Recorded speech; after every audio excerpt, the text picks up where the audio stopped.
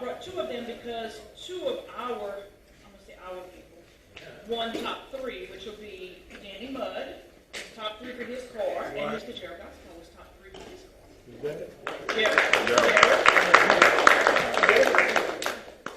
And Mr. Gerald has a picture of his car right here in the front of his trophy. I did not bring a picture of Danny's car. Feel free to look on Facebook. It's everywhere. But I thought the trophies were just the coolest thing. Yeah. Rob did a really good job with these trophies. And going with Sip and Savor, we have some extra T-shirts, some koozies, and some martini glasses that are engraved that were extra. So after the meeting, help yourself, grab and go. Okay? Club guest. We have with us as a club guest, Miss Angela Braun from East Ridge Assisted Living. Anyone else with guests? Any Rotarians with guests? No? That's all I have. All right, so we got a little bit of business to take care of, and then I have a few announcements. I'm going to call up past President Rob Roy to make an announcement about the nominating committee for next year's officers for the following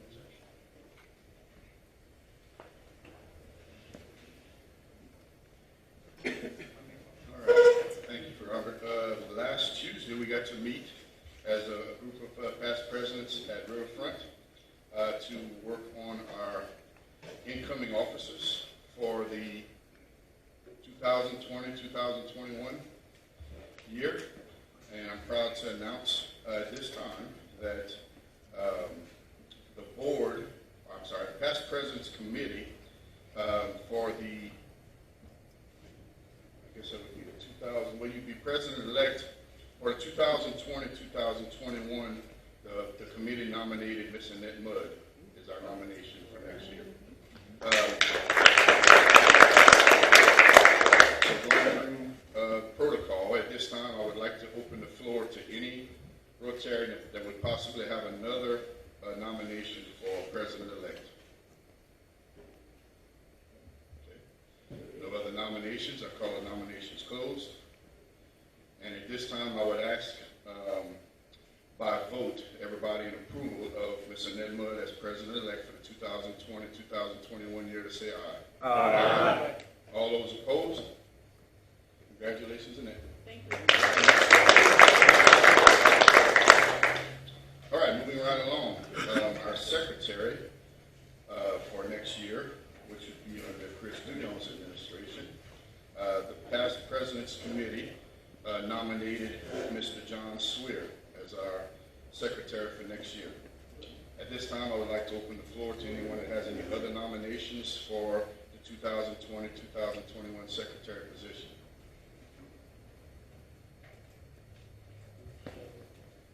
Okay, nobody has any other nominations. I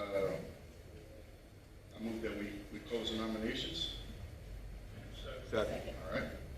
All those in favor say aye. Aye. All those opposed? All right, and now we have to vote on, I probably did it wrong the first time, but anyway. All those in favor of John Swear as the secretary for the 2020-2021 year say aye. Aye. All opposed? All right, passes. So, congratulations. All right, and last but not least, the past president's committee selected Mr. Verret Perry as our treasurer for the 2020-2021 year. I open the floor for any other nominations for treasurer for the 2020-2021 year. Yes. What year did you say? 2020. Next year. Yeah, 2020. Yeah. So it'd be 2020, 2021. Wouldn't it be 1920? No. No, we're in 1920. No, the current board is in place until. Oh, that's right. We fixed to turn the year. Yes. I'm with you. Okay, so at this time I'll open the floor for any other nominations for treasurer. All right, I have a motion that we close the nominations. Second, all those in favor? Aye. All those opposed? All right, so at this time I'd like to, all those in favor for Mr. Verret Perry as the treasurer for 2020-2021 Rotary year, please say aye. Aye. All those opposed? Congratulations, Verret. I just want to say real quickly that the past president's meeting was very nice. We had it at Riverfront, nice catered meal and a good time of fellowship with all the past presidents. good night. So thank y'all guys. Thank you, Rob. Looks like we have some good leaders slated up to continue on our tradition. We got some results in, not 100% yet, but pretty close, 99% for the results from the Sip and Savor. We netted $11,422.96. Everybody participated, everybody volunteered. It was a big help. We are splitting those proceeds with the ERAF Club as approved by the board to help them get started with their fundraising efforts and their community support efforts. With their $5,711, they are going to put in basketball courts at the Lahaski Park in ERAF. And they have some good ideas. They're actually petitioning the Pelicans to see if they can put in some money and help support that project as well. So we're going to help them with all the paperwork on that as well. On Abbeville's side, our money is going to be used, all the proceeds from this event will be used to outfit new firearms for the police department here in Abbeville. So that's a pretty good cause. And we have some ideas to help out with that fundraising effort. I think it's $7,200 is what we need. So we netted 57. Even though we have the difference, why not try to do another fundraiser in support of that effort? So stay tuned. I have an idea to do another quick fundraiser to help raise the difference and get them the money they need for their firearms. Vermilion Parish Special Olympics is hosting and doing a shrimp boil. It will be on December 4th. We're passing around the sign-up sheet if you guys want to purchase. It's $15 for a pound of shrimp with the fixings, I think potatoes and corn. They'll be picking it up at the school board office at 11 o'clock on December 4th. So if you want to sign up for that, if you want the club to bill you for that, so be it. If you want to pay it, I think Mr. Gerald's collecting it, and he's going to get you the tickets after you sign up for that sale. So this year I contacted JA. They are not doing the Children's Treasures this year.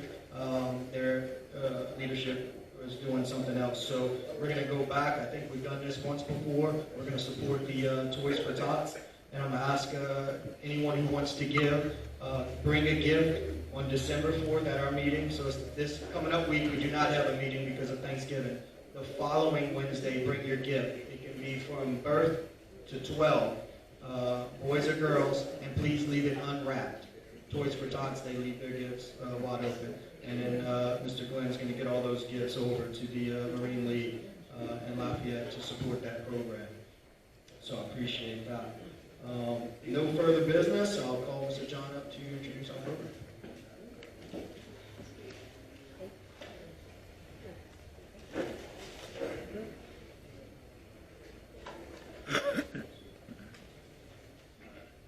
I'd like to introduce, go first, I don't know who's speaking first, but I'm going to do ladies first.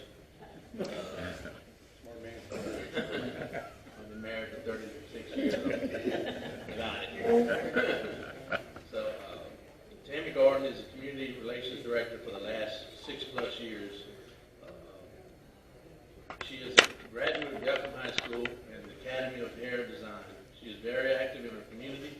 She serves on the board for the Vermilion Parish Tourism Commission, Vermilion Economic Development Association, and the Iberia Parish Convention and Visitors Bureau. She's also an active member of the Delcambre Shrimp Festival, Louisiana Tourism Association, and crew of Mystical Waters. I got that right? She is married to Chase Gordon and is the mother of 3 wonderful children and a mumsy to her new beautiful grandbaby. Congratulations. How old is the baby? 5 weeks. Oh, congratulations. That's awesome. Good deal. And we also have Mr. Wendell Verret. Wendell Verret is an attorney and lifelong resident of South Louisiana. He attended Delcambre High School, graduated from LSU Law School in 1992, and served as law clerk for 2 federal judges. He worked in a private practice until 2012 when he became the board director of the Twin Parish Court Commission in Delcambre. He is Vice President for Business Development of the Vermilion Chamber of Commerce, is the past President of the Iberia Industrial Development Foundation, and is second Vice Chairman of Iberia Chamber of Commerce. He was chosen as one of Acadiana Lifestyle's most interesting people for 2016.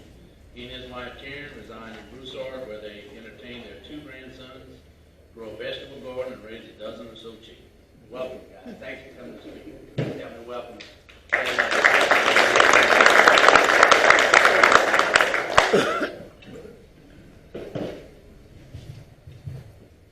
Thank you. My name is Wendell Verret, and I'm the Port Director for the Twin Parish Port Commission. Our office is in Delcambre, Louisiana, and if you want to know how to get to Delcambre, get on Highway 14. You go that way. When you get to the big drawbridge, you stop. You're in Delcambre. I have Ms. Tammy. She's our Community Relations Director. She does a fantastic job of getting the word out and getting information back to us. We also have our port engineer, Mr. Richard Primo. He's been our engineer for many years and does a fantastic job. We have some brochures on things that we do in Delcambre, and I'm going to give a little presentation on what we do with the port.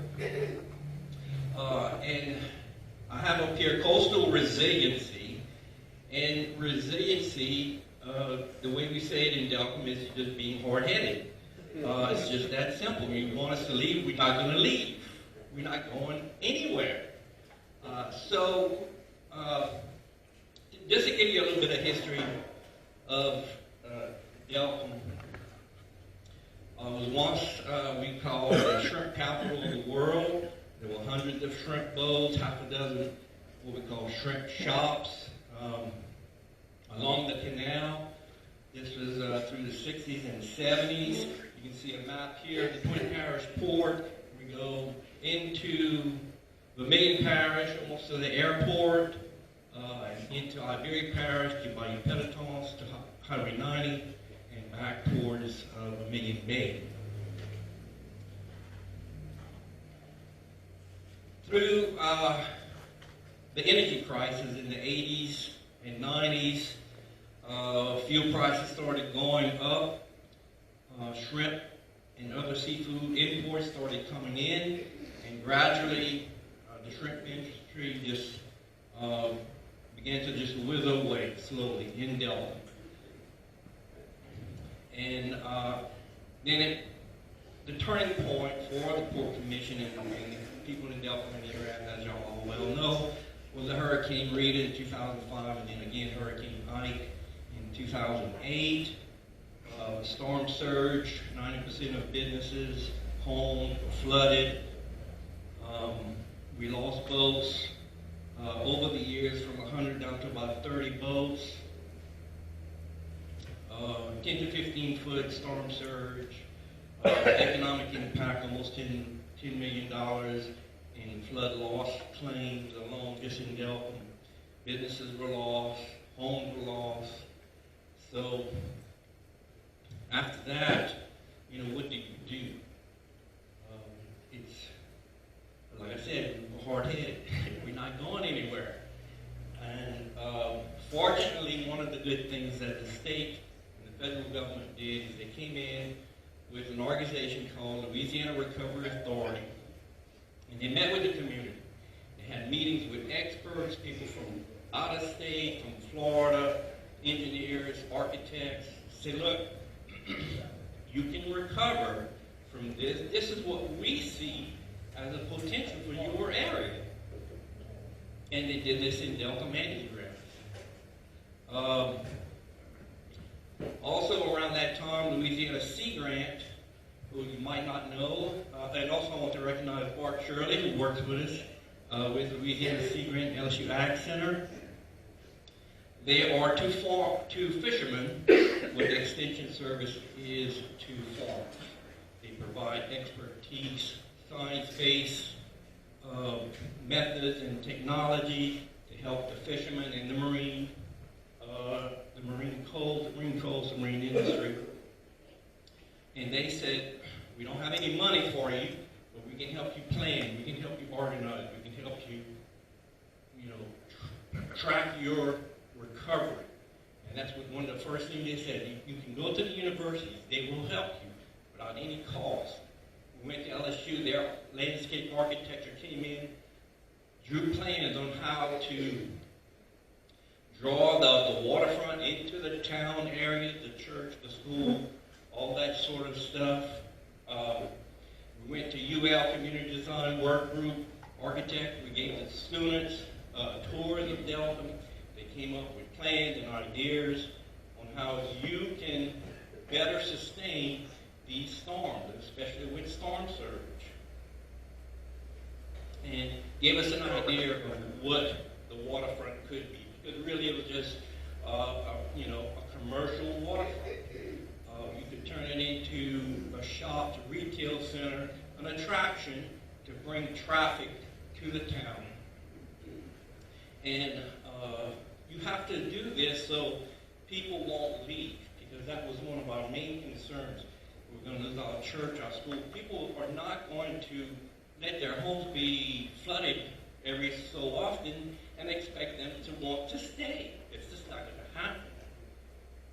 So this is the reality we were facing. They did all these marketing studies, which were fantastic, on industry, retail, tourism, all those kind of things, which we never discussed, not with the port. The port was primarily industry related, oil and gas related. So now, it was the people in Delcambre came to the port and said, look, this is what we want. This is the direction we want to go. What can you do to help us? And the key was, we're not going to reinvent the wheel. The canal was a huge asset.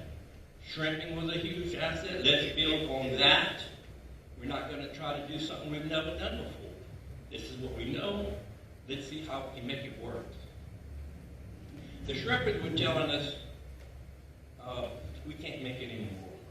We can't pay for our fuel and ice with what the wholesale shops are paying us. We knew that they had friends and family they would sell to right off the boat, and they'll make a little bit of extra money. So we took that idea and said, let's give them a place to have a seafood market. And the docks in Delcambre, the port for many years, had ordinances that you couldn't do that. You couldn't sell shrimp on it, because we were protecting the shrimp houses. So now it was time for a change. So we repealed those ordinances, and we said, let's do a website to make all the public know where they can buy shrimp. Because we always, we say people always ask us, where can I get shrimp in Delcambre? We don't know, So once we started this in 2010, people would line up on the docks with their license. We knew shrimp is the #1 consumed seafood in the country by far. And people, recognize Delcambre as, it was once what we call shrimp capital. So what we learned in this process was how important marketing was. Now, I'm a lawyer. I worked for 2 federal judges. I worked with some powerful law firms in Lafayette. And I gave all that up so I could sell shrimp in Delcambre. But what the marketing classes told us was branding and marketing, what those things meant. I had no clue. But that's, we had nothing at the time, and this was something we could do. Let's take the low-hanging fruit and try to run with it. Once we started doing that, like I said, people were lined up on the docks, and that was the year in 2010, the BP spill. Most of the boats went to help with the BP spill. We had 10 boats. It turned out that was a good year for shrimping, a good summer. We had people line up on the docks. We now had a parking problem, which we were glad to have. So we knew we were onto something, and it helped the shrimpers. We grew. We charge them a fee every year, and every year they keep coming back paying that fee. And if fishermen or shrimpers, they're not going to give you $250 just so you can look good. It has to work for them, and it has worked for them. Our goal was to have all boats sell out. That was our primary goal. We've never had that problem. All boats that come in sell their catch if it's a reasonable size, retail size shrimp. So in 2015, just to give you an idea, they sold 350,000 pounds off the boats to people, retail sales. The biggest, just to say, we still remember 2 years ago in October, we sold, it was almost 14,000 pounds from Saturday morning at the market, by Sunday they sold everything in 2 days. Crazy. So with the success of the program over the years, and we were working with Louisiana Sea Grant, let's expand this idea, this concept. We expanded it to Cameron, to Lafourche, Terrebonne, and to New Orleans. So all those areas have a similar program, a direct sales program where the public can have access to shrimp and other seafood right from the fishermen. So this was going so well, we came up with the idea of let's pack a product and call it something that people will recognize as a community brand. So the shrimp that we catch is mostly white shrimp, and it has a slightly sweeter flavor than brown shrimp, which has a little more iodine. So we came up with the name of Vermilion Bay Sweet. Vermilion Bay, as you know. So the sweet, add that in there, and then we had this concept. We also invested a lot of money into graphics design, branding, and that's paid dividends many times over. But it's not cheap, but it is worth it. We went out in the community, we went to the Delcambre Shrimp Festival, went to Iberia, Gumbo Cook-Off, and just started promoting this product, and it started taking off. Then we started adding other species, crab, fish. We now sell black drum out of Vermilion Bay, which is a very popular. A lot of people think of it as a trash fish. It's a very good fish and it's very popular. We do catfish out of a Chapalaya basin caught and landed in Laurelville. They catch a tremendous amount of catfish. This is wild-caught catfish. It's a tremendous product. We have that now on the Vermilion Bay Sweet brand. We sell it on Amazon. John? So wait on that. This brand is the Fort Delcambre brand? Yes. Yeah. We sell the catfish on Amazon, and we're #1 in catfish. Who would have thought?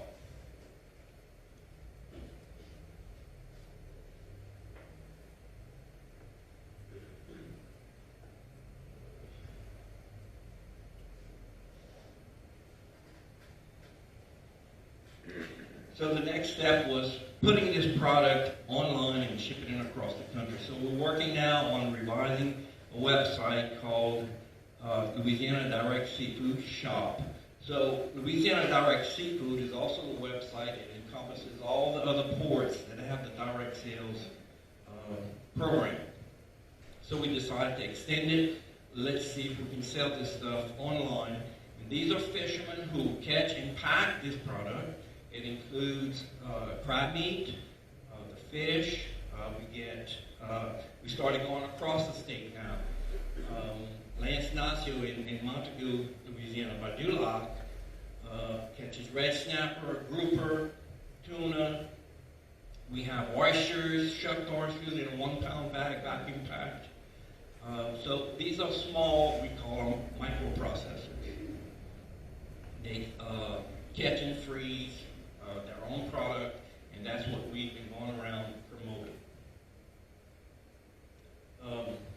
So early on, or after we got started with all this planning and all this, one of our port commissioners says, the port has the authority to pass a tax.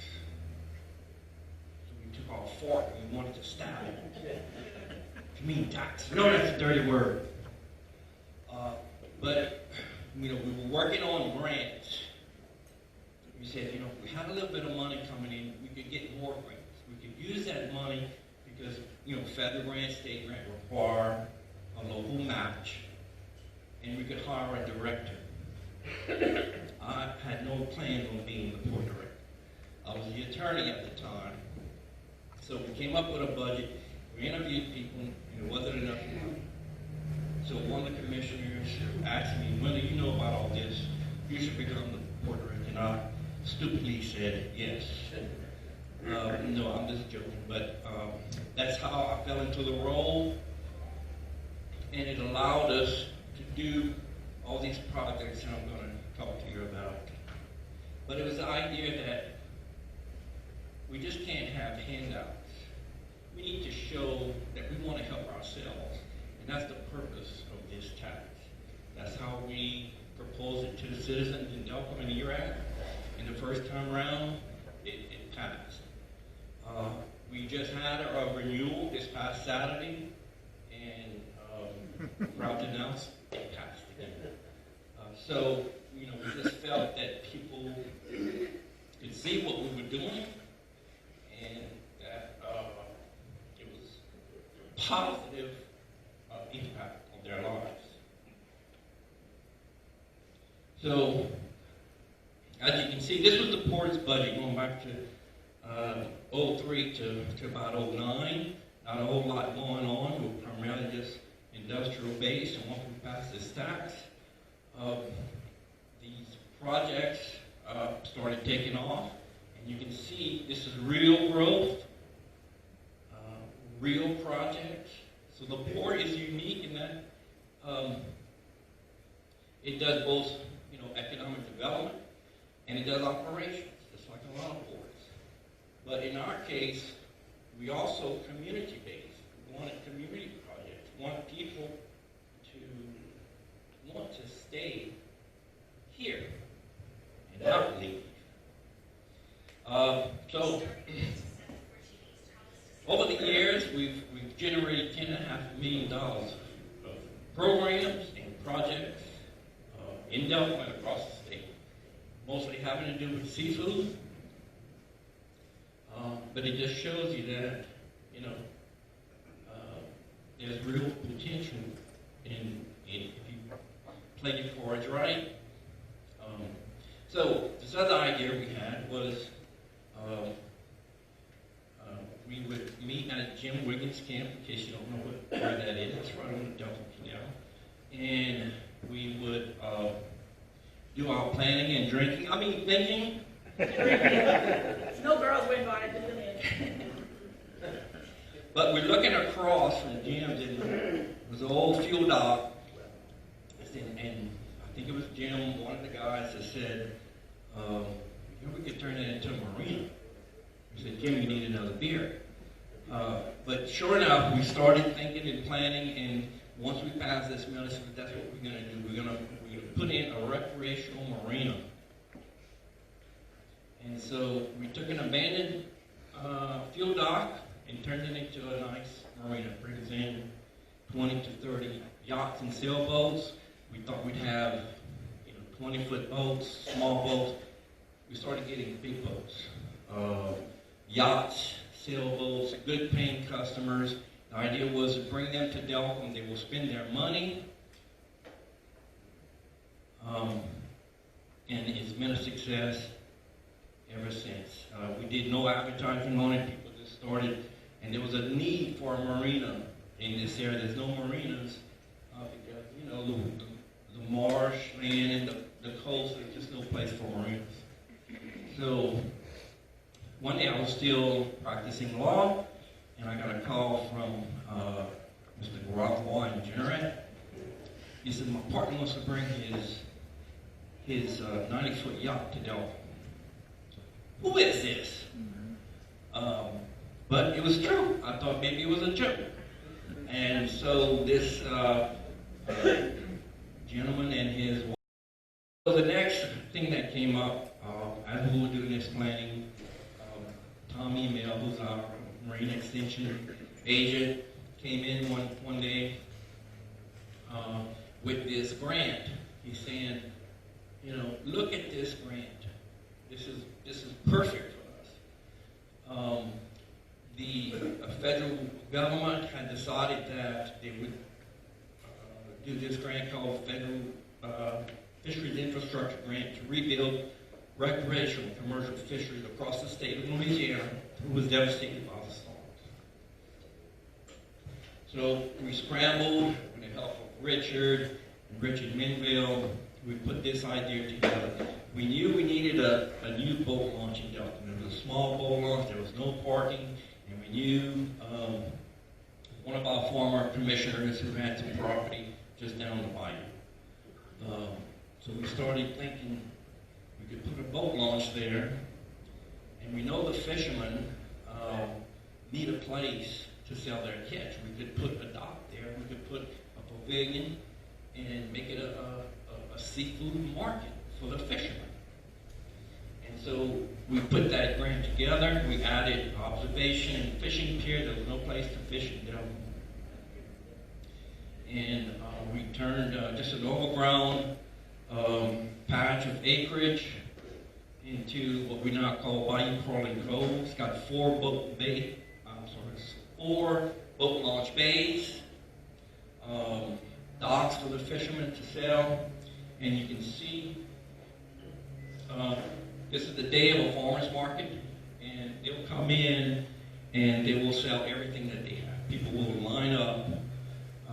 We just hope and pray they have enough shrimp for everybody, because when they run out, people are not too happy. They want their shrimp. They get ugly. Oh, yeah, it's bad.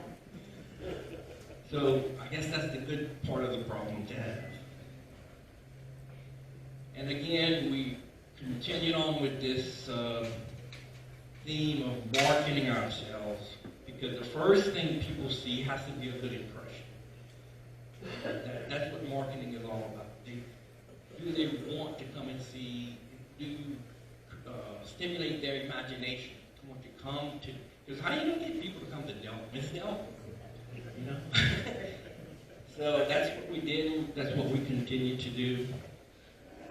So then there was a small grant that came up called Farmers Market Promotion Grant, and one of Tom's colleagues from Washington, D.C. said, there's this little grant that could maybe help with your seafood program. So we said, well, is shrimp, is seafood part of agriculture? So we looked into it, and yes, it was.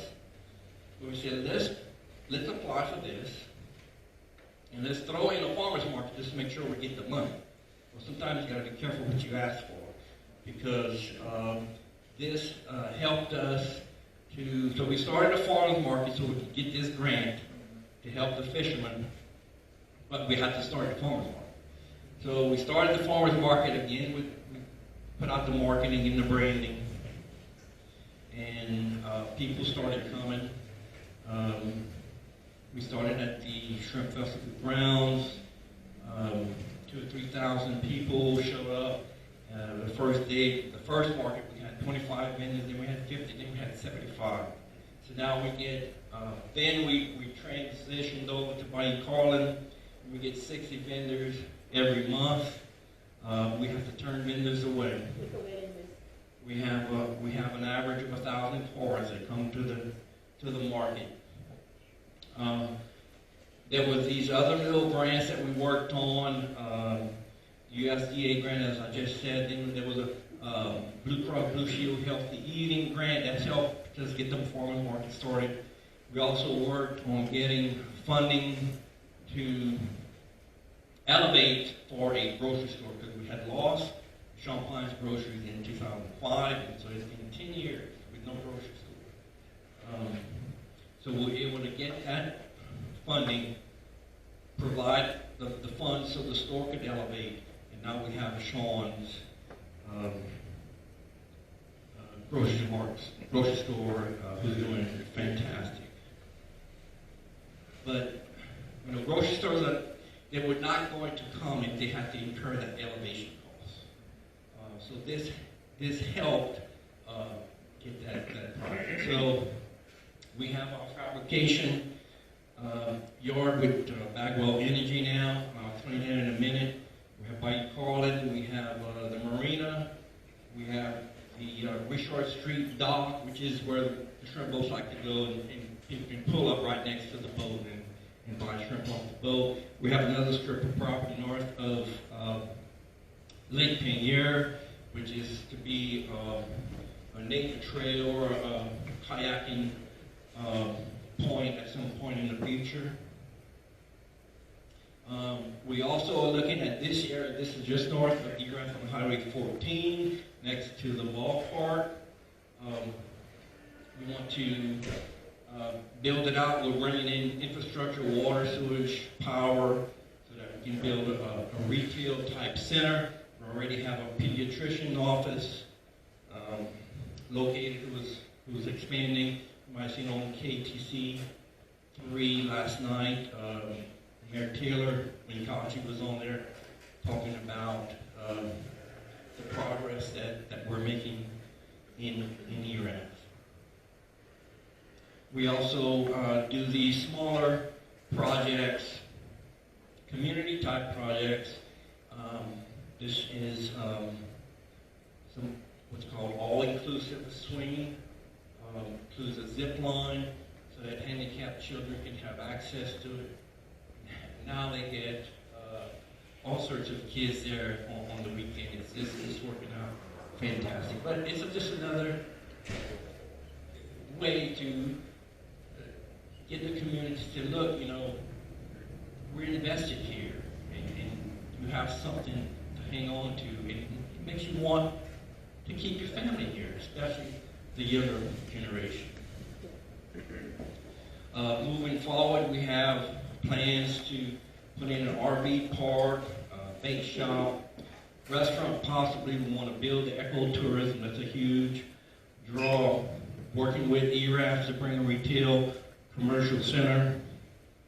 We want to expand our industrial park. We just received a Ford Park grant of about $3 million to expand our facilities, and Backwell Energy has plans to bring to employ up to 480 people once we're completely gone. So they are getting jobs out of Texas, overflow type jobs, and we know the energy industry has been down here, but this is a company that is moving forward and making the best of the situation.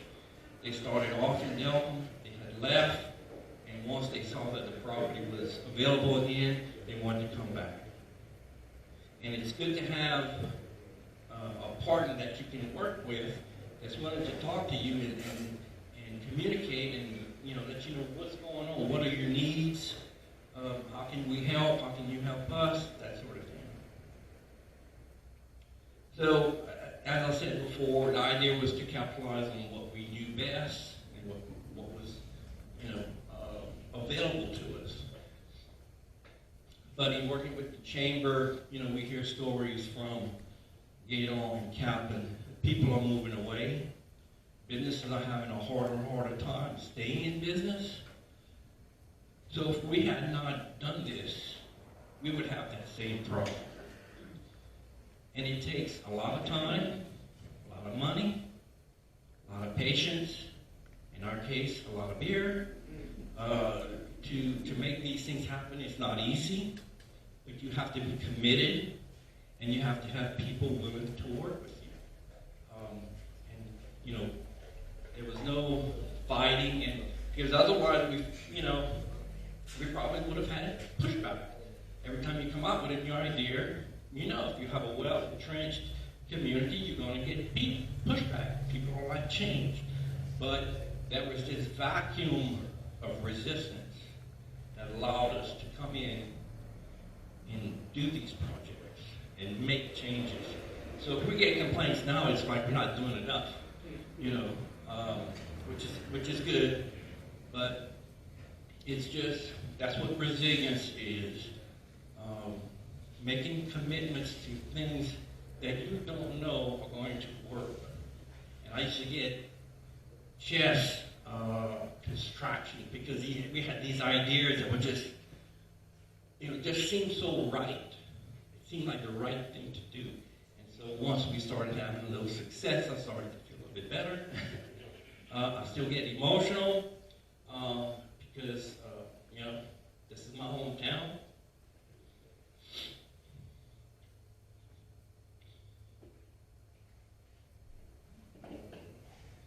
So, thank you guys for having us, and we're open to questions. my heart when you talk about Delcambre. After Rita, there was no more time. And about 6 or 7 months later, my son comes to me, he says, I want to open a drugstore in Delcambre. You don't have any. Me and my friend.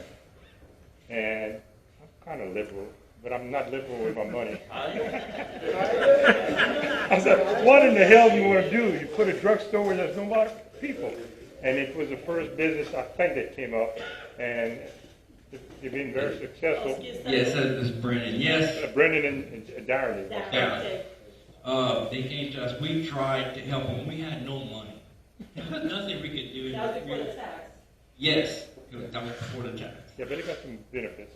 Yeah, so he found a way and he built it on his own, but he could see we were trying to help him. We didn't have any money. Yeah. Yes, ma'am. I want to make a comment that your assistant there was one of my students at one time. And also, I've been to the Delcambre Farmers Market, and if you have not been, I think it's a good experience for you to attend and see how much participation they have in the community. And then they charbroil oysters up there also. And I think Bloody Marys every Saturday morning. Okay. Well, not every Saturday, just market days. Wendell, I'm customer number 1. Yes, you are. Thank you. On the seafood package. Got it. When I saw how much the shipping was, I said, heck, I'm going to I guess they priced the shipping to California. Yes. So I called back, I said, I'm going to go to Top to pick it up. Yeah. Next thing you know, it got delivered to my office. I wasn't there. You delivered it yourself? No moniker. No moniker. Okay. Moniker. Well, it was delivered free of charge from my office. So I know you can't promise that to everyone. But it looks like I said, it's not cheap, but it's a reasonably priced product. It's all local. And I wish I could tell you that we tried it and it's good, but it's still froze solid because you just delivered it last week. Yes, sir. We're going to do it. I'll tell the group, we're going to cook it soon, hopefully this weekend. We'll let you know. Thank you for Norm. We appreciate that. Yes, sir. Question, before all of this development took place, how many packing houses did y'all have in Delcambre? And Well, as of today, how many do you have? At one time, we had 6. They were all gone by the time this happened. There are 3. There's only 1 offloading dock now. There are 3 factories that truck the shrimp in from Intracoastal. All of that shrimp is being caught further offshore by the bigger boats that stay out for weeks at a time. So the industry changed. So that's how things kind of changed, you know. The fishermen are better off, though, with this arrangement, the small fishermen in particular. Yes.